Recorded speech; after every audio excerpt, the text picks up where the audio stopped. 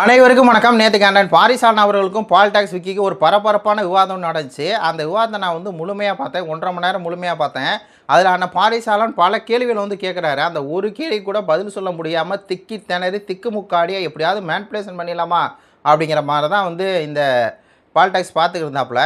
இப்படி அவர் விவாதம் பண்ணிட்டுருக்கும் போதே இந்த பயலுக்கு இவ்வளோ அறிவு கிடையாதே, அதாவது இவனுக்கு இவ்வளோ அறிவு கிடையாதே அப்படின்னு சொல்லி நம்மளாம் யோசிச்சிருக்கும் போது பார்த்தா பக்கத்தில் ஒரு கருப்பாடு உட்காந்துக்கிட்டு, அந்த ஆள் பேர் ஏதோ விஷ்ணு சர்மாவும், அந்த ஆள் உட்காந்துட்டு சொல்லி கொடுத்துருக்காரு. அதை வச்சு இந்த ஆள் பேசியிருக்காரு அப்படிங்கிற மாதிரி தான் இருக்குது. இதில் அந்த டிஸ்கஸ் பண்ண கண்டென்ட்டில் ஹைலைட்ஸை பற்றி ஃபஸ்ட்டு பார்த்துட்டு அதுக்கப்புறம் முழுமையாக நம்ம டிஸ்கஸ் பண்ணுவோம். ஏன்னா இந்த தமிழ் கடவுள் முருகன் அப்படிங்கிறது இது முக்கியமான ஒரு டாப்பிக்கு. ஏன்னா இந்த சங்கி கும்பல் என்ன பண்ணுதுன்னா, அது அப்படியே முருகன் தமிழ் கடவுள் கிடையாது, அவர் ஸ்கந்தர்.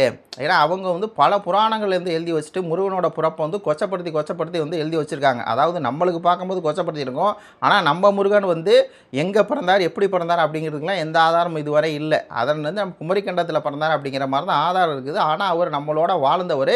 அதனால தான் அந்த திணை இதில் பார்த்திங்கன்னா முருகன் சேயோன் மேய காடுரை உலக அப்படிங்கிற மாதிரி அண்ணன் பாரி எல்லா விஷயத்தையும் தெளிவாக சொன்னார். இதில் அந்த ஹைலைட்ஸை நம்ம முதல்ல பார்ப்போம். ஆரியர்கள் பற்றி அண்ணன் பாரிசாலன் தெளிவாக சொல்கிறார். இந்த ஆரியர்கள் அப்படிங்கிறவங்க அவங்க அந்த இன்வேஷன் ஆகிறாங்கல்ல, அதில் இருந்தால் இந்த சங்க இலக்கியங்கள்லாம் கலப்பு நடந்திருக்கு அப்படின்னு சொல்லி பேசியிருக்கும்போது அதில் குறிப்பாக ஒரு பாயிண்ட்டை சொல்கிறார் அண்ணன் பாரிசாலன். கலப்பு நடந்திருக்குது, அங்கேருந்து இவங்க தமிழருக்கு பார்த்திங்கன்னா பொண்ணை கொடுத்து இது பண்ணியிருக்காங்க, அதனால தான் இந்த வெள்ளை கருப்பு அப்படின்னு சொன்ன உடனே இந்த பால் டாக்ஸ் விக்கி என்ன பண்ணுறாரு, அதை மடம் மாத்துறாரு. நீ வெள்ளையாக இருக்கிற, அப்போ நீயே ஆரிய கலப்பா அப்படின்னு சொல்லி அதை மடம் மாத்துறாரு. அப்படி இல்லை, பால் டாக்ஸ் விக்கி அப்படி கிடையாது. பழனி பாபா அப்படிங்கிறவர் 30 வருஷத்துக்கு முன்னாடியே சொல்லியிருப்பார். அங்கே ஒருத்தன் பாகியராஜன் இருக்கான், அவன் கொஞ்சம் வளர்ந்தோடனே கலை நூக்கம் வளர்ந்தோடனே ஒரு பூர்ணிமாங்கிற பாப்பாத்தையும் கல்யாணம் பண்ணி கொடுத்துட்டாங்க. அங்கே ஒருத்தன் டி ராஜேந்திரன் இருந்தான், அவன் கொஞ்சம் வளர்ந்தோடனே சொர்ணமுகி அப்படின்னு சொல்லி அவங்கள கல்யாணம் பண்ணி கொடுத்துட்டாங்க. இங்கே ஒருத்தன் முரசொலி மாறன்ட்டு பாப்பாத்தி கல்யாணம் பண்ணி கொடுத்துட்டாங்க. அப்போ யாராவது முன்னாடி வர்றாங்கன்னா பாப்பாத்தி கல்யாணம் பண்ணி கொடுத்துருவாங்கிறது பழனி பாபா 30 வருஷத்துக்கு முன்னாடி சொன்னது. அப்போ கலப்பு இருக்குங்கிறது பேசிக்காக எல்லாத்துக்குமே தெரியுது. அப்படி கலப்பு இருக்குங்குள்ள அதில் அந்த கலப்பும் இருக்குது, ஆரிய கலப்பும் இருக்குது அப்படிங்கிறத அண்ணன் பாரிசாலன் சொன்னது. இந்த விஷயத்தை வச்சுக்கிட்டு அப்போது உனக்கு நீ வெள்ளையாக இருக்கிறியே, உனக்கு கலந்துருச்சா? அதாவது ஒரு சில குடும்பங்களில், ஒரு சில வரலாறில், தமிழ் குடும்பங்களில், பல குடும்பங்களில் இந்த மாதிரி கலப்பு இருக்குது. கலப்பு இல்லை அப்படின்னு சொல்ல முடியாது. தமிழோட நிறம் உண்மையான நிறம் பார்த்திங்கன்னா மாநிறம் ப்ளஸ் கருப்பு தான். ஆனால் இப்போ பரவலாக பார்த்திங்கன்னா எல்லோரும் வெள்ளையாக இருக்காங்க. இது ஆரிய கலப்புனால் மட்டும் வந்ததில்லை, காலநிலை மாற்றத்தால் வந்தது. ஆனால் அவருடைய வேலிட் பாயிண்ட் வேலிடு தான். ஏன்னா அந்த ஆரியர்கள் என்ன பண்ணுவாங்க, இந்த பிராமணர்கள் என்ன பண்ணுவாங்க அப்படிங்கிறது இன்றைக்கி வெளிப்படையாக பழனி பாபா சொல்லி வச்சுருக்காரு. எவன் முன்னேறி வரானோ ரஜினிகாந்த் முதற்கொண்டு எல்லாமே யார் கல்யாணம் பண்ணியிருக்காங்க அப்படிங்கிறத பார்த்துக்க. அப்போ இந்த பாயிண்ட் ஆரியரை பற்றி பேசினா இந்த பையன் அப்படியே மாற்றி விட்டு, ரெண்டாவது ஆரியர்கள் உள்ளே வந்திருக்காங்க அப்படிங்கிறத இந்த பால் டாக்ஸ் ஒத்துக்க மாட்டுறாப்புல. அப்படி ஒத்துக்க மாட்டுறாப்புல ஆதாரம் கொடுக்குறாப்புல. ஆதாரத்தை என்னை பாரிசாலன் போட்டாப்புல. அதை இந்த ஆள் ஒத்துக்க மாட்டான். ஆரியர்கள் அப்படிங்கிறது இந்த ஆள் என்ன பண்ணுறான்னா, இங்கேயே ஆரியர்கள் இந்தியாவுக்குள்ளே இருந்தாங்க அப்படிங்கிறது ஒரு போலி கதையை உருட்டுவான். ஏன்னா அந்த இங்கேயே இருந்தாங்க அப்படிங்கிறனால தான் அந்த தேரி இருக்குல்ல, ஸ்டெப்பி புல்வெளி, அதை பார்த்திங்கன்னா இவங்க என்ன பண்ணுவாங்க, அப்படிலாம் ஒன்றும் கிடையாது அப்படிம்பாங்க. ஆனால் பாரிசாலன் இந்த இடத்துல நிதானமாக பேசினார். இந்த பிராமண கும்பல் ஆரிய கும்பல் இந்த காலகட்டத்தில் வந்துச்சு, அதனால தான் சங்க இலக்கியங்களில் பல ஆதாரங்கள் முன்னுக்கு பின்னாக இருக்குது. திருவாவூர்காடு படையில் முருகனோட பிறப்பு வேறு மாதிரி இருக்குது, அதே மாதிரி பரிபாடலில் வேறு மாதிரி இருக்குது. எப்படா ஒருத்தனோட பிறப்பு 2 பக்கம் வேறு மாதிரி இருக்கும் அப்படிங்கிறத தெளிவாக அடித்தார். அடுத்து முக்கியமாக என்ன அப்படின்னா, திருமலை நாயக்கருடைய படைத்தளபதி தான் ராமப்பையன். அந்த ராமப்பையன் பழனிக்கு வர்றாருல, பழனியில் பண்டாரர்கள், புலிப்பானை சித்த மரபில் வரக்கூடிய பழனி பண்டாரர்கள், அந்த பழனி கோயிலில் அந்த நவபாசன சிலை அப்படின்னு சொல்லி இருக்கும். அதெல்லாம் பார்த்திங்கன்னா நம்ம தமிழ் பண்டாரங்களில் தான் அதுக்கு பூசை பண்ணிகிட்டு இருந்தாங்க காலங்காலமாக. அந்த ஆதாரத்தை எடுத்து கையில் வச்சுட்டாருங்க பாரிசாலன். உண்மையாலுமே த கிரேட். அதாவது இந்த பால் டாக்ஸ் மோத்திரையை அந்த ஒரு இடத்துல பாரிசை கிழிச்சு விட்டாப்புல. பாரிசாலனை அதில் படிக்கிறாப்புல எப்படி இருக்குது அப்படின்னு சொல்லி. ஆனால் அந்த பால் டாக்ஸ் விக்கி அந்த இதுக்கு முன்னாடி பார்த்திங்கன்னா சுகீஸுக்கு இதே மேட்டர் சொல்லியிருப்பார். அப்போ இந்த விக்கி நான் நல்லா படிச்சுட்டேன் அப்படின்ட்டு இஷ்டத்துக்கு பார்த்திங்கன்னா அதில் பண்டாரங்கிற வார்த்தை இல்லை, பிராமண வார்த்தை இல்லை, அது இல்லை இது இல்லை, அவர் சொன்னது பொய் அப்படின்னு சொல்லியிருப்பான். இப்போது அந்த ஆதாரத்தை பாரிசாலனை வச்சுக்கிட்டு அக்கா ஆடி வேறாக சொல்லும் போதே மேனிபுலேட் பண்ணுறான். அதையும் பாரிசாலனை விட கிடையாது. இந்த இடத்துல இந்த ராமப்பையன் அப்படிங்கிற கேரக்டர் தீண்டாமல் பண்ணியிருக்கு அப்படிங்கிறது மட்டும்தான் இந்த பால் டாக்ஸ் ஒத்துக்கிறான். ஆனால் தீண்டாமல் மட்டும் பண்ண கிடையாது தம்பி. ஓனரு, அந்த கோயிலுக்கு ஓனர் யார், பண்டாரங்கள். ஆனால் அந்த பண்டாரங்கையில் இவர் தீர்த்தம் வாங்க மாட்டாராம், அதாவது பூதி வாங்க மாட்டாராம். அதுக்காக இவர் என்ன பண்ணுவாராம், 5 பேர்த்த நியமிப்பாராம். அந்த 5 பேரும் ஐயனா, 5 பேர் ஏதோ சிவகுலத்தோர் அப்படிங்கிற மாதிரி நாட்டார் அப்படிங்கிற மாதிரி அந்த ஒரு வார்த்தை வரனால அவங்கள வந்து தமிழர்கள் தான் அப்படின்னு சொல்லி இந்த பையன் வந்து சொல்கிறான், இந்த பால் டாக்ஸ் விக்கி. ஆனாலும் தமிழர்கள் அப்படின்னு சொல்லி எங்கே இருக்குது? தமிழர்கள் அப்படிங்கிற எந்த பேருமே இல்லை, ஒன்றும் இல்லை. அந்த அஞ்சு பேர் 5 பிராமணர்கள்னு போட்டிருக்கு, புரியுதா? அந்த 5 பிராமணர்களும் வடநாட்டுக்காரங்க தான் அப்படிங்கிறது வெளிப்படையாக தெரியும். அதுவும் தெலுங்கு பிராமணர்கள் தான் அப்படிங்கிறது வெளிப்படையாக தெரியுது. ஏன்னா பல தெலுங்கு பிராமணர்கள் இங்கே வந்து இருக்கிறாங்க, புரியுதுங்களா உங்களுக்கு? அதனால் அதை வந்து ஒத்துக்க முடியாமல் அதில் வந்து அப்படி கிடையாது இப்படி கிடையாதுன்னு சொல்லி கண்ணு முன்னாடியே மேனிப்புலேஷன் வந்து பண்ணிட்டு உட்காந்துருக்காப்புல இந்த விக்கி. அதுக்கும் பாரிசாலன் வந்து தெளிவாக பதிலடி வந்து கொடுத்தாரு. அப்போ தீண்டாமல் நடந்திருக்குல்ல, ஓனர் வந்து நான் தானே, ஓனர் வந்து நான் தானே, என்கிட்ட வந்து பிடிங்கி தானே கொடுத்த. அப்போ இதுக்கு பேர் என்ன? இவர் என்ன சொன்னார்னா, இந்த மாதிரி யார் உங்களை வந்து தடுத்தா, ஆடுகளை வெட்டக்கூடாதுன்னு சொல்லி யார் தடுத்தா அப்படின்னா பிராமணர்கள் அப்படின்னு சொல்லி சொல்கிறாரு. அதுக்கு என்ன ஆதாரம் இருக்குன்னா, இதாண்ட ஆதாரம் பாடுறா, விஜயநகர ஆட்சியில் திருமலை நாயக்கி ஆட்சியில் இந்த மாதிரி தான் நடக்குது. தமிழர்கள் வந்து அடிமைப்பட்டு கிடந்ததால் தமிழரோட நில உரிமை போச்சு, கோயில் உரிமை போச்சு, எல்லாம் போச்சு. தமிழ் கோயில்களில் இன்றைக்கி வந்து வடமொழி ஆதிக்கம் பண்ணுதுன்னா அது காரணம் என்ன அப்படிங்கிறத போட்டு வந்து ஃபுல்லாக உடச்சி விட்டார். வேலிட் பாயிண்ட் வச்சார். பால் டாக்ஸ் விக்கியால் பதில் சொல்ல முடியாமல் பல இடங்களில் என்ன பண்ணார், அதில் இந்த இடத்துல வந்து தண்ணியை குடிச்சிட்டு கிடந்தார் அப்படின்னு தான் சொல்லணும். அடுத்து முக்கியமான பாயிண்ட் என்னென்னா, ஜக்கி வாசுதேவ் பற்றி சரியான ஒரு போல்டு, அதாவது என்னென்னா, இந்த பையன் பால் டாக்ஸ் என்ன பண்ணியிருக்காப்புல, ஜக்கி வாசுதேவுடைய அந்த ஆசிரமம் இருக்குல்ல, வெள்ளையங்கிரி மலையை வந்து 300 ஏக்கரை வளைச்சி போட்டு அதில் வந்து மிகப்பெரிய ஆசனம் கட்டி ஆதி யோகி அப்படின்னு சொல்லி எல்லாத்தையும் வந்து கூட்டி வச்சு டான்ஸ் ஆடுவார் இல்லையா அந்த ஜக்கி யோகி. அந்த ஜக்கி வாசுதேவோட டான்ஸ் ஆன யார் தான்? இந்த விக்கி தான். ஏப்பா விக்கி, நீ தான் முருகனை என்ன சொல்கிற, சிவனை என்ன சொல்கிற, தெய்வம்னு சொல்கிற. அதாவது முருகன் தான் இந்த உலகத்தை படைச்சான்னு சொல்கிற.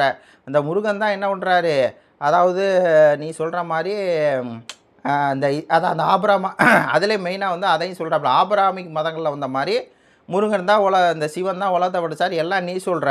ஆனால் உன்னுடைய ஜக்கி வாசுதேவ் நீ போய் நடனம் ஆடினியே, அந்த நடனம் ஆடினவர் என்ன சொல்கிறாரு, இந்தவர் முதல் யோகி, இவர் மனிதராக இருந்து முதல்ல யோகியாக பாருன்னா ஒரு யோகி தான் வந்து பார்த்தீங்கன்னா இந்த முருகன் அப்படிங்கிறாரு.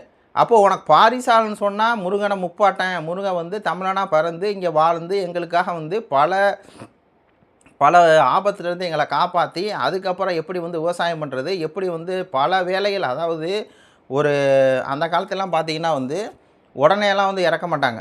எப்படி மினிமம் வந்து பார்த்திங்கன்னா 250-300 வருஷம், அதாவது நான் சொல்கிறது அந்த சங்க காலத்துக்கு முன்னாடி காலத்துலலாம் மனுஷனுடைய ஆயுள் காலம் வந்து அதிகம். அப்போது ஒரு காலகட்டத்திலையும் முருகன் வந்து பார்த்திங்கன்னா பல நல்ல வேலைகளை வந்து செஞ்சுருக்கார். அதனால தான் அவரை வந்து பார்த்திங்கன்னா ஒரு வேல் தத்துவம் இருக்கும். வேல் தத்துவத்துக்கு பல பேர் என்ன சொல்கிறாங்கன்னா, அது வந்து ஆணுடைய அந்த விந்து வடிவிலேயே அந்த வேல் இருக்கும் அப்படின்னு சொல்லி சொல்லுவாங்க.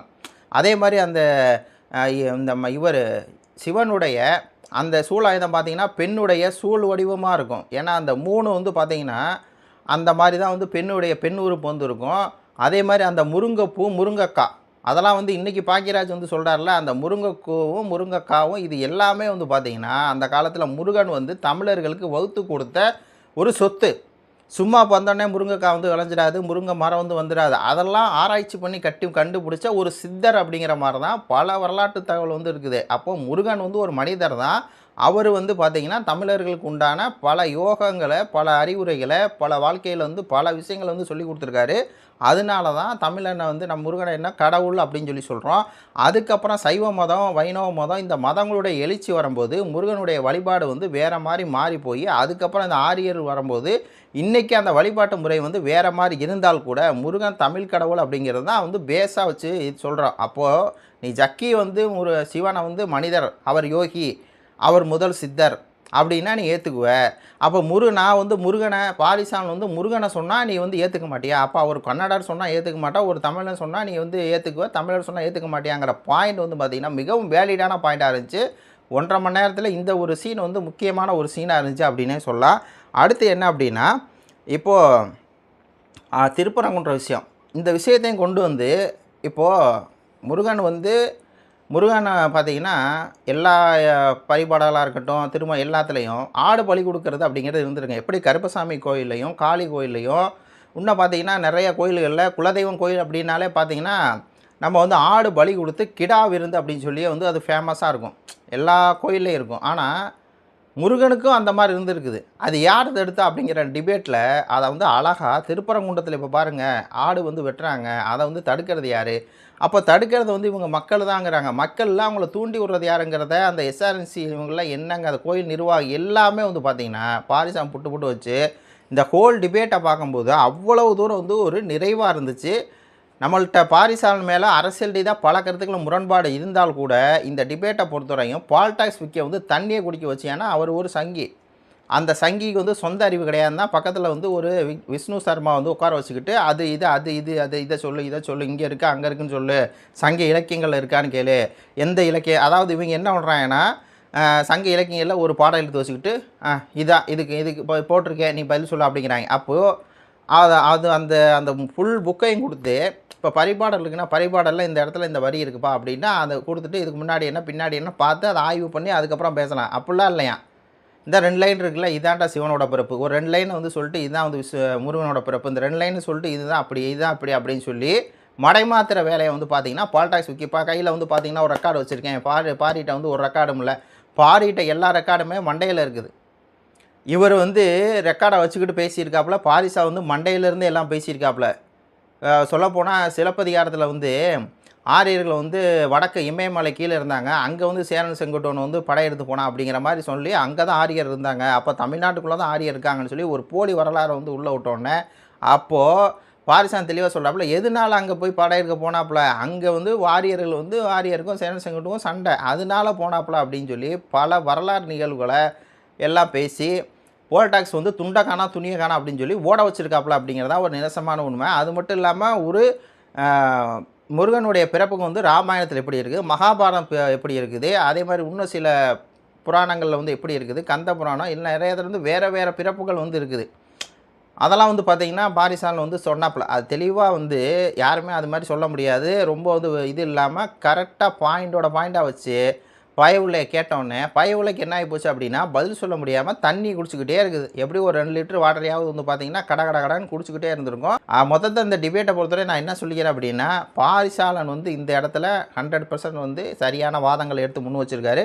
பால் டாக்ஸ் விக்கி வந்து அவரால் முடியலை, கூட ஒரு ஆள் விஷ்ணு சர்மாங்கிறத வச்சுக்கிட்டு பேசுகிறாரு. அப்படி பேசும்போது கூட அவங்க 2 பேர்த்தாலையும் வந்து ஒரு பதிலை வந்து கரெக்டாக சொல்ல முடியல. திருவூற்றாட் படையில் எப்படி இருக்குது, பரிபாடலில் முருகனோட பிறப்பு எப்படி இருக்குது, எதுக்கு வந்து முருகனோட பிறப்பு வந்து வேறையாக இருக்குது, நீ எதுக்கு ஜக்கி வாசுதேவ் போய் டான்ஸ் ஆனா, ஜக்கி வாசுதேவ் சிவனை வந்து மனிதர் அப்படிங்கிறாரே, ஆதி யோகிங்கிறாரே, அங்கேயும் கேள்வி வைக்கல, இங்கே நாங்கள் சொன்னால் மட்டும் உனக்கே எரியுது அப்படிங்கிற விஷயத்தையெல்லாம் வச்சு, அதே மாதிரி இந்த முருகன் கோயில், அதாவது இந்த பழனி கோயில் பண்டாரங்களுடைய அந்த வரலாறு எடுத்து அந்த செப்பேடை எடுத்து அந்த ராமப்பையனுடைய எல்லாத்தையும் வந்து பார்த்திங்கன்னா செம்மையாக வந்து டிபேட் பண்ணார். உண்மையாலுமே சூப்பராக இருந்துச்சு அப்படின்னு சொல்லிட்டு இந்த காணொலியை முடிச்சுக்கிறேன். இதில் வெற்றி யாருக்கு அப்படிங்கிறத நீங்கள் வந்து கமெண்ட் பண்ணுங்கள். என்னையை பொறுத்தவரை வெற்றி அப்படிங்கிறது தமிழ் கடவுள் முருகன், முப்பாட்டன் முருகன், அது வந்து அதான் ஃபேக்ட் அப்படிங்கிற மாதிரி தான் இருக்குது. அது பாரிசாலன் சொன்ன கருத்து தான் உண்மை அப்படின்னு சொல்லிட்டு இந்த காணொலியை வந்து முடிச்சுக்கிறேன். நன்றி, வணக்கம்.